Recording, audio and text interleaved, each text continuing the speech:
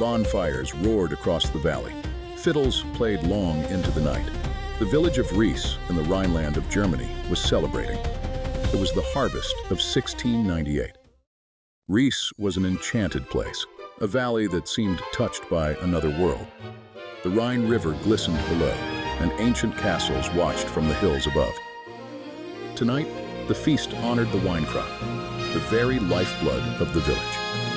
The Rhineland was ruled by Prince Wilhelm, grandson of the great Friedrich V, the Winter King. Friedrich had been a man of the people. He earned his name by striking his enemies in the dead of winter, when no one dared to fight. But Wilhelm was nothing like his grandfather. To him, the people were simply a resource, to be used and used up. Meanwhile, back at the festival, Simon Haas was enjoying the night with his family. His wife, Anna, their children, Johann and Hannah. Simon was 26, Anna, 24, young, but already known throughout the village as hard workers. And Simon was living up to his family name in every way. That name, Haas, had an interesting origin. Years ago, the Church of Rome decided that all Rhinelanders must have a last name. It was not for honor. It was not for tradition. It was simply to make sure the church's taxes were being collected. So they did what practical people do. They used nicknames. Trades, whatever fit the man. Simon's grandfather was a man named Fritz. And Fritz had a childhood nickname that followed him all his life. They called him the Hare. In German, that is Haas. And so a family name was born. Now you have to understand, hares in Germany are nothing like our little rabbits.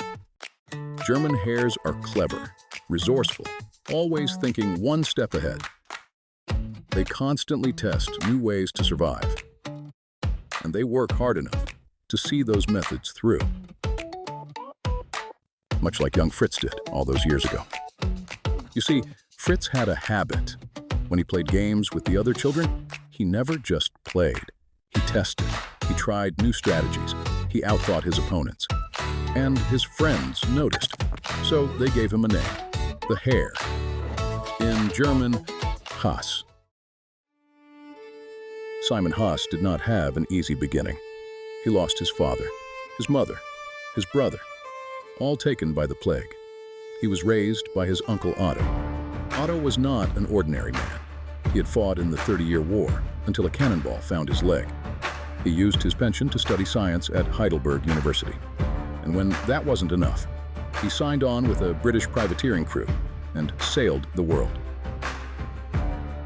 There were rumors, of course.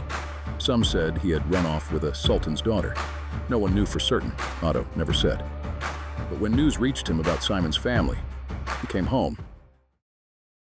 Otto was patient with Simon, but firm. He taught him how to read, how to write, how to build a house, how to wrestle like a pirate, and how to hunt. But above all else, Otto taught him how to think. Because Otto would say, the Haas family is usually not the tallest, or the strongest, or the funniest, or the smartest, and we're typically not the best looking. But like the Hare, we test new strategies, and we work hard to see them through. Take wine growing, for example. Most growers plant the same varieties every year. Safe, but limiting. We plant test rows, new varieties. Some will die, but others will surprise us. So as things change, and they will, we'll still have a crop. That is the Haas way. Fail small, learn, adjust, and work hard until you figure it out. So, like the Haas's before him, Simon got to work. At 17, he leased a small 3-acre plot from the prince. That was 9 years ago. And now, the plot was beginning to produce surplus wine, enough that Simon dared to dream to own his own vineyard someday. For he and Anna, that would be quite a feat, because the prince had not given Simon just any plot. He had given him the worst plot in the valley. And that was no accident. There had been an incident years before. It happened when Simon, Anna, and the prince were all 13. The prince had always been smitten with Anna, so when he spotted her walking along the road, he ordered his coachman to pull alongside her. The driver got too close. Anna was forced off the road, ankle deep in mud. The prince stepped in to help. But he wasn't accustomed to labor. He struggled, lost his balance, and fell into the mud. The villagers roared. Simon offered to help the prince. The prince refused. So Simon stepped past him and plucked Anna clean out of the mud. The prince never forgot it, and when Simon and Anna got married, he never forgave it. Back at the festival, the celebration continued. Then the church bells began to ring. Everything stopped. A young villager burst through the crowd, breathless. "The French are coming!" Everyone knew what that meant. For 2,000 years, the Rhineland had been invaded again and again. Its wide, flat valley was the finest highway in all of Europe for a conquering army. Every empire knew it. The Romans, Charlemagne, and now, the French. But the villagers had no way to defend themselves. The prince had forbidden them from carrying arms. He feared an uprising, and so his people stood defenseless. It was a bitter irony, because the prince had become a devoted follower of the Church of Rome, the very foreign power his own grandfather had helped drive out, alongside a local pastor named Martin Luther. The people had loved Luther, and they had loved their king. Under them, taxes were lower, and what was collected stayed local. New wells, new schools, Bibles printed in German. Those days were gone now. Now, it wasn't that the prince loved the Church of Rome. It was that he loved what it could do for him. You see, most of these new rulers had been raised in luxury, free from struggle, free from hardship. And because they had never faced adversity, they had never learned to overcome it. That bred insecurity, and insecurity bred fear. Fear of their own people. So when Martin Luther declared that all men were equal, it wasn't just a religious idea, it was a threat. And so the prince's goal was simple: convert the people back to Rome, because in his mind, it was the only way to keep control. But the prince had a problem. The endless religious wars across Europe had bled his treasury dry. A few soldiers at his castles. A small royal guard was all he had left. His dream of bringing the Rhineland back under Rome's heel was impossible alone. So he looked for help. And he found it in one of the few monarchs in Europe aligned with Rome who still had wealth and armies. King Louis of France. The arrangement was simple. In exchange for Louis's bayonets, the prince opened the Rhineland's doors. The French army could march in any time and take whatever they needed from the people to fight Louis's enemies across Europe. And the prince was happy to let them. Back at the festival, the villagers scattered, shutters latched, doors bolted. Simon and Anna gathered Johann and Hannah and tucked them into bed. Then Simon waited. Through the walls, angry shouts in French, their elderly neighbor crying as her home was ransacked. Simon wanted to help her, but he rubbed an old scar and remembered. It was best not to resist with only his fists. The pounding moved from home to home, neighbor after neighbor, until it arrived at their door. Simon opened it and offered his best smile. 2 French soldiers pushed inside. The tall one motioned for food. Simon just looked at him. Then Hannah screamed. The second soldier was climbing the ladder to the loft. His eyes locked on Anna with a dangerous grin. Anna stared back, defiant, ready to fight. No one made a sound. Simon slowly reached under the table. His fingers found the axe and its well-worn handle. Then a bugle blast shattered the silence. The tall soldier barked something. The man on the ladder came down. Simon slowly released the axe, and the two disappeared out the door.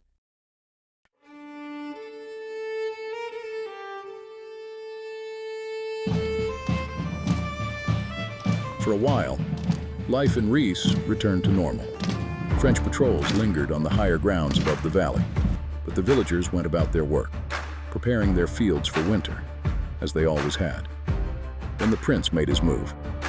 He proclaimed that anyone caught breaking his laws would face imprisonment. He closed the school, banned the German Bible, levied heavy taxes, and then he shut down their church. Their pastor resisted and was taken away. That night, Anna buried her Bible in the garden. The pastor was eventually released. He came quietly to Simon and asked if a few families could use his root cellar for secret services. Simon had the largest cellar in Rees. He had expanded it himself to house his surplus wine. He thought about it for a long moment. Then he agreed. And so, on Sunday nights, families began to quietly gather, crowding together in the dim cellar beneath Simon's home, to worship in secret. One night, the pastor brought a stranger, a monk, and the monk carried a letter. He read it aloud. Queen Anne of England was offering free passage to her colonies in the New World, and 40 acres of free land to every family willing to go. The cellar went silent. Then everyone spoke at once. The pastor raised his hand. He said, "All you must do is get yourselves to Holland. The British Navy will take you to London, and then on to America, where there is land and freedom for all of you." The questions came fast. Why would the Queen help us? How long would it take? Is it safe? What's it like? What's the catch? The pastor smiled. Queen Anne is doing this because we are Protestants, just like them. And in America, the turkeys are fat, the fish leap straight into the boat, and any seed thrown onto the ground grows tall. The older men were not so sure. They spoke of sea monsters, bloodthirsty natives, freezing winters. The young people, 40 acres of free land was something they had never dared to dream of. When everyone had gone, Simon turned to Otto. Otto said, "The English are good people, but their queens are like rulers anywhere with absolute power. Be wary of any promises." Then Otto left. Simon and Anna talked it through, and they agreed. They wanted to stay. They loved their life in Rees, and they believed things would get better. Otto's instincts were good. The Queen's offer had little to do with charity, and everything to do with self-interest. England was at war, fighting the French and Spanish for control of the high seas. And every warship in the Royal Navy's massive wooden fleet was held together by one thing: pine tar pitch. They had been buying it from Russia, but the French kept attacking the supply lines, and the price was skyrocketing. England needed a cheaper source, and America, with its endless pine forests, was the answer. And who better to make it than the hard-working Rhinelanders? But there was more. The French had allied with the Indians around the Great Lakes, and were using those territories to launch raids on British colonies. So the English had a second use for the Rhinelanders.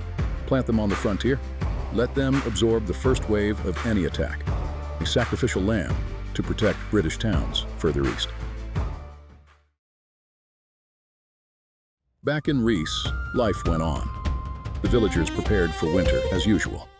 Then, one night, a neighbor burst through Simon's door. The prince knew about the cellar services, and he was coming with the French to arrest Simon. Simon told Anna not to worry. He said, "I am worth more to the prince in the vineyard than in a cell. I'll be out in a day." He took Anna and the children to her mother's house. Then he came home, sat down at the table, and waited. And waited. And waited. A knock at the door jolted him awake. It was his neighbor, grinning. "The French are gone, pulled out in the middle of the night. There's a battle, far down the valley." Simon exhaled, and went to bring Anna and the children home. He hadn't gone far when the prince rode up. "You are under arrest. Crimes against the crown." He motioned to his guards. "Grab him." Simon froze. The guards moved toward him, and then they stopped. Simon didn't move. The guards didn't move. Then, slowly, they began to back up. The prince erupted. "Grab him, now!" But the guards kept backing away. Simon heard something behind him, a commotion. He turned and saw his friends. The guards turned and rode away. The prince followed, shouting over his shoulder that he would be back. When they were out of sight, Simon exhaled. And then the laughter came.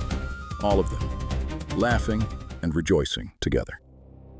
When Simon got home, he told Anna they had no choice. The French would be back. The prince would be back. They would have to take the Queen's offer and go to America. Anna closed her eyes and agreed. Simon gave his extra wine to his friends and said goodbye. Anna said goodbye to her mother. And then Simon said goodbye to Otto. You are about to be tested, every inch of you. But I have watched you fall down and get back up. It is in your blood, the Haas way. Think, test, work hard, adapt. Your father would be very proud of you, as I am. Simon couldn't speak. Remember us. Every year at the harvest, look up at the new moon. We'll be thinking of you. Now go and create your own new world. The village gathered for their final goodbyes, and then Simon hoisted Johann onto his shoulders. Anna took Hannah in her arms. No money, just the clothes on their backs, and some food in a cart. And they started walking. Rotterdam was 400 miles away, their first step into the unknown. Back in the village, he asked God to protect them. And then he laughed, from the bittersweet mix of an ending and the joy of a new beginning. As Simon and Anna walked, others joined them, village after village, family after family, until it became a 1,000-strong river of rags and hope, flowing down the Rhine Valley. At night, they slept where they stopped. On the 4th day, it began to snow. On the 6th day, they passed the charred remains of homes burned by the retreating French, leaving nothing for their enemies. They kept walking, big and small. On the 8th day, Simon saw a commotion up ahead. He drew closer, and his stomach dropped. The prince, inspecting the Rhinelanders as they passed, looking for them. Simon moved quickly. He pulled Anna aside and told her. There was a path just off the road. They had to take it. Now, they slipped into the woods, moving fast, quiet, praying no one had noticed. The path ran parallel to the road. They stayed on it through the day and through the night. The next morning, they came back to the road. No sign of the prince. They quietly slipped back into the crowd and kept walking. The temperatures dropped. On some nights, farmers opened their barns, pastors opened their churches. Their food ran out after 3 weeks. They survived on the kindness of strangers, but on many nights, they just went to bed hungry. Many families turned back. Simon and Anna pressed on. 10 miles a day, 5 weeks straight. And then they crossed into Holland. The weather softened, but the road turned to mud. Anna was exhausted. The children could go no further. So Simon picked them up, both of them, and carried Johann and Hannah, the last 20 miles. Rotterdam was drowning in Rhinelanders. Little food, no sanitation, and many infants did not survive. Then the English ships arrived. 3,000 Rhinelanders were swallowed into their holds, and they sailed for London. London did not welcome them. The English had a name for them: Kraut beggars. On the 3rd day, the Queen's true plan was revealed. Her agent laid out the choice. Go to America, make tar pitch for the Royal Navy, and receive your 40 acres, or be shipped back to Rotterdam and left to your own devices. The Rhinelanders were trapped. Making pitch was grueling, dangerous work. It sickened its workers. But for most of them, there was nothing left to go back to. Especially Simon and Anna. When the English clerks called Simon's name, he stepped forward and signed. In April of 1700, the Rhinelanders loaded the ships and set sail for America. They were crammed into the hold, a black, airless box, no bigger than their village church. 450 people, 1 bucket per 50. The smell of unwashed bodies, seasickness, and fear, overwhelming. There was no day, no night. Children whimpered in the dark. Their mothers rocked them until their arms gave out. And every day was the same. 3 weeks out, halfway across the Atlantic, a little boy began to cough. It grew into a fever, and then the rash, smallpox. Soon, many children had it. The English sailors locked the hatch, and every morning they came down to take those who had passed in the night. Anna held Johann and Hannah pressed against her chest, whispering the 23rd Psalm until her voice gave out. Their ship lost 120 souls. Simon pleaded with God, "Take me and spare Anna and the children." Each morning they still breathed. He carved a tiny cross into the wood. 5, 9. By the end, 42 crosses. The living crawled up into the blinding sun in New York, scarecrows in rags. But they had made it. No money, couldn't speak the language, no idea where their next meal was coming from, but they were alive.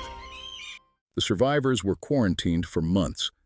It was fall of 1701 by the time the English sailed them up the Hudson River, 100 miles north, to the tar camps of Columbia County, New York. Simon and Anna stood at the rail and stared.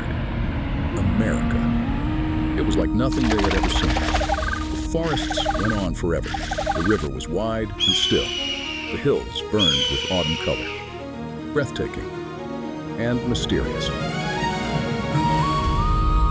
When they reached the tar camp, they learned of another broken promise. Their land in Schoharie would come, but only after their first barrels of pitch reached London. They had no choice but to submit. The camp was a foul-smelling place. British soldiers everywhere, making sure the Rhinelanders worked and didn't run. And for the first time, they saw American Indians, like no one they had ever seen before. Their first task was to build their own shelter, crude huts from pine branches. Then they handed Simon an axe, its blade so dull it bounced off the trees. No oxen, no wagons, just their backs. Anna and the children were put to work spinning hemp into rope for the Royal Navy. 14-hour days, every day, up before the sun, back after dark. The tar pits were the worst. The fumes burned Simon's eyes, his lungs. He questioned himself in those moments, whether he had made the right choice, bringing Anna and the children here, so far from everyone they loved. But the die was cast, so he kept pressing on. Day after day, they toiled. Fall turned to winter. Same thing, just colder. One day, Simon heard shouting nearby. He saw a little boy stuck in the branches of a tree. A pack of wolves had seen him too. The boy scrambled, but couldn't break free. Simon didn't think. He planted himself between the boy and the wolves, his heart hammering. He made himself look as fierce as he possibly could. The wolves ran away. He freed the boy from the branches and walked him home. And Simon went back to work.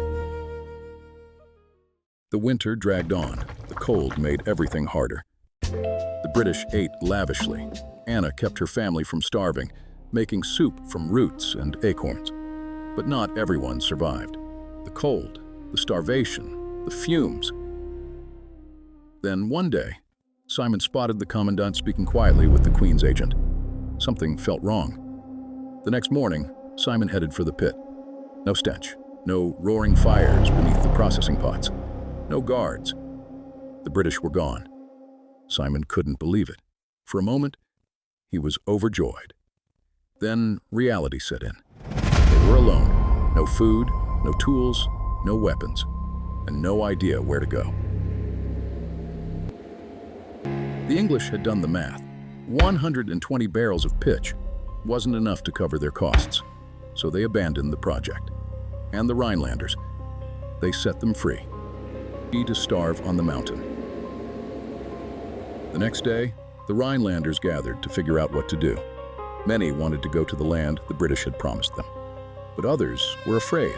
A 3-week journey through the mountains, no map, no food, and creatures they had heard stories about. The debate went in circles. Then someone went quiet, and then another. A large group of Indians had walked into the camp. They moved through the crowd without a word and stopped in front of Simon and Anna. The leader stepped forward and motioned toward Simon. Simon studied the man's face, and then he recognized him, the father of the little boy. and told him he and his braves would lead them to Shohari. So off they went. The Indians hunted for them each night, bringing game to keep them moving. At first, the going was steep but manageable. Then the weather turned. Progress slowed. The cold deepened. And on many nights, they went to sleep without food. Some didn't make it. They were buried where they fell, because to stop for too long meant dying alongside them. Day after day, night after night, they moved on.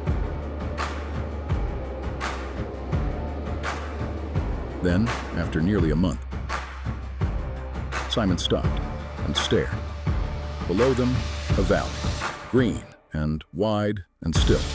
Shohari, their new home. Against all odds, they had survived again. They said goodbye to their Indian friends, people to whom they owed everything. A group was sent to Albany, 2 days' walk, to get tools, seeds, and supplies on credit against their future crops. And then they went to work, clearing the land, building their homes, planting wheat. It wasn't grapes, but it was farming, and the Rhinelanders knew farming.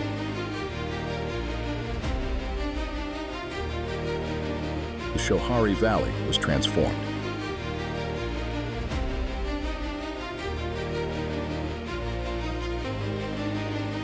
Schools went up, Lutheran churches rose from the ground, and Johann and Hannah grew quickly.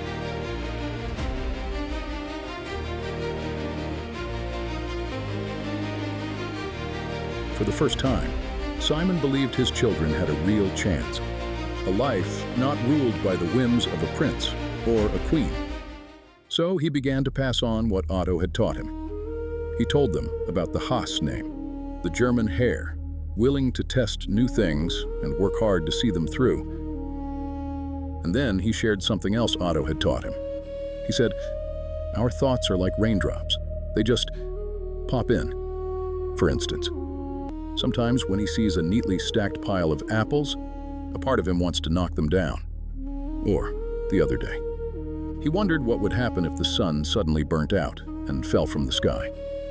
And sometimes, even though he generally likes to get along, he feels anger, jealousy, other thoughts. But he doesn't fight them, doesn't judge them. He just makes note and moves on with his day. Days turned to months, months to years. Simon and Anna had another child, little Katharina. But the flu took her. So Simon and Anna planted an apple tree in her memory, so it would grow beautiful, as she would have. One day, Simon caught movement out of the corner of his eye. Huron renegades, not friends to the Rhinelanders. He shouted to warn Anna and the kids. The braves turned as he came upon them. Simon's heart was pounding, not sure what to do next. Then the men took off. Simon threw open the door. Anna was standing there, ready to fight.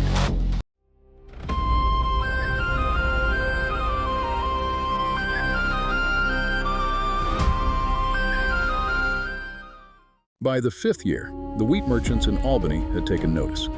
The Rhinelanders' wheat was coming down the Hudson in large quantities, premium quality, commanding the highest prices. The Queen noticed, too. She wanted the Shohari Valley and the profitable flour trade that came with it. So her agents created new deeds and backdated them, reclaiming the very land she had originally promised the Rhinelanders. Then her sheriffs arrived in Shohari. Every family received a notice. Pay or get out. Simon was stunned. How could this be? After everything they had sacrificed, the Rhinelanders gathered quickly and sent an envoy to Albany to meet with the governor personally. Surely this was a mistake. They were turned away.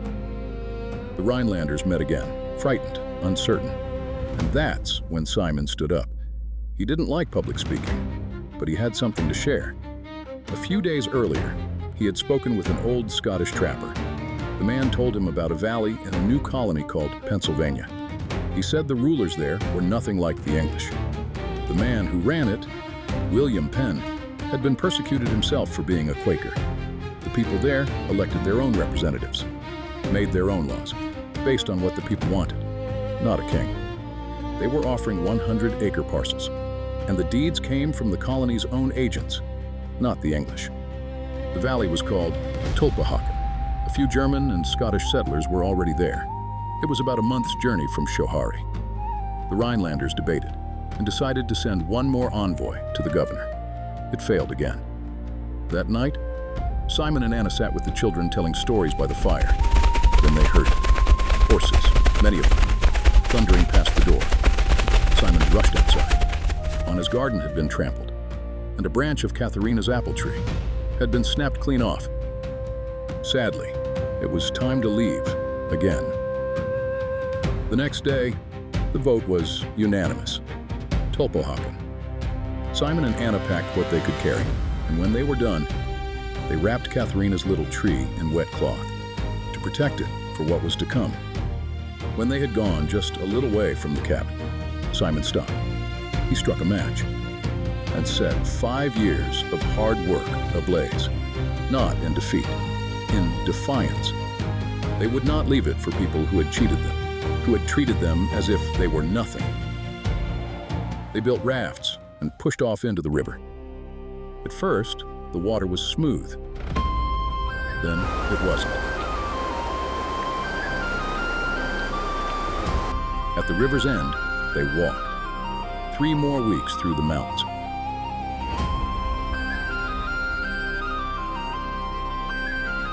When they finally reached Tulpehocken, their first stop was the land office. Real deeds in their hands. They secured credit from merchants in nearby Reading for seeds, tools, and supplies. And then Simon stood at the edge of his 120 acres and said to himself, "Here we go." And so it began. Tree by tree, stump by stump, Simon, Anna, and the children carved out the home again. Every spring, more settlers arrived from Germany. And every time, Simon asked about Otto, his cousins, his friends, Anna's family. No one ever knew. But every harvest, Simon kept his promise. He looked up at the new moon, and in the quiet, he remembered them, every one, and silently thanked them for everything they had given him. And it had all paid off. He loved his life here, free, in America, with Anna and the kids. He was indeed a lucky man.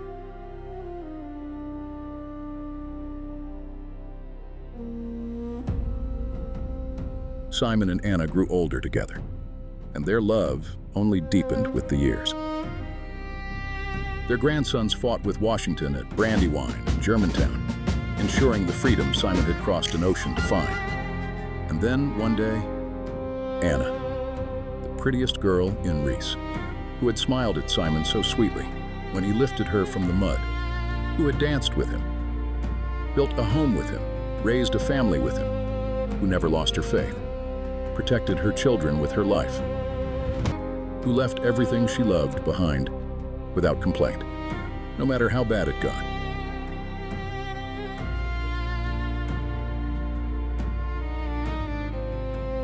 Who always thought of others first. Anna, his best friend, his love, was gone. Then Simon followed Anna a year later. Simon and Anna made mistakes. They doubted themselves, were awkward, struggled with their faith, and didn't get along with everyone. And they had some bad breaks. Nor were they the tallest, the strongest, the funniest, the smartest, or the best looking. But they left behind something more valuable. They passed on to you, in your DNA, a higher propensity than most to be willing to test out new things and to fail. to work hard, to adapt until you figure it out. They also gave you a predisposition to recognize and accept your challenges. They didn't pass on any guarantees, just the building blocks for you to add to. The Haas, had found a new field in America, and it was perfect.